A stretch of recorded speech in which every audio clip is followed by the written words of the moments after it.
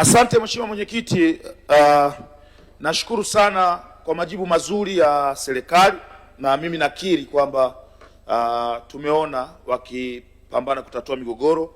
Nampongeza pia hata mkuu wa wilaya wa Kigoma mjini, mzee wangu Chuachua anapambana sana.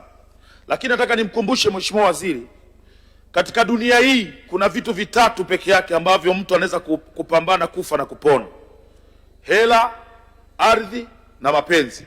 Hivi vitu ni vitu ambavyo binadamu anaweza kapambana kwa nguvu zake zote kwa ajili ya kutetea. Kwenye swala la ardhi, imekuwa migogoro inajirudia mara kwa mara. Ni ule mgogoro ambao mmeutatua mwaka jana, mwaka huu unajirudia. Ule mgogoro mmeutatua mwaka jana, mwaka huu unajirudia. Na mingine inatengenezwa na wataalamu wetu. Maeneo ya umma yamekuwa yanabadilishwa kiholela. Naomba serikali inipe majibu. Ni lini itaweka sheria kali ya kuzuia kubadilisha matumizi ya maeneo ya umma kama open space na sehemu ambazo zimetengwa kwa ajili ya shule na zahanati na kliniki? Majibu, Mheshimiwa Naibu Waziri. Mheshimiwa Mwenyekiti, kwanza ninampongeza sana Mheshimiwa Chipando kwa kushirikiana na Wizara ya Ardhi. Mara nyingi alikuwa anawasiliana na sisi katika kujua hatua mbalimbali za migogoro hii. Na wapongeza sana wakazi au wananchi wa Kigoma mjini kwa kumchagua mbunge mahiri na mfuatiliaji. Mheshimiwa Mwenyekiti, serikali imefanya kazi kubwa sana kwa kushirikiana na bunge hii. Tukumbuke tuna sera ya maendeleo ya makazi ya mwaka 2000 ambayo serikali imeitunga.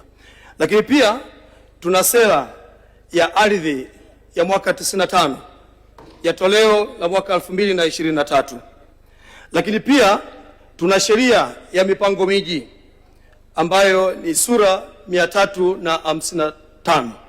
Licha hivyo pia tuna kanuni ya sheria hii, kanuni ya mwaka 2018 na iliyofanyiwa maboresho mwaka 2023.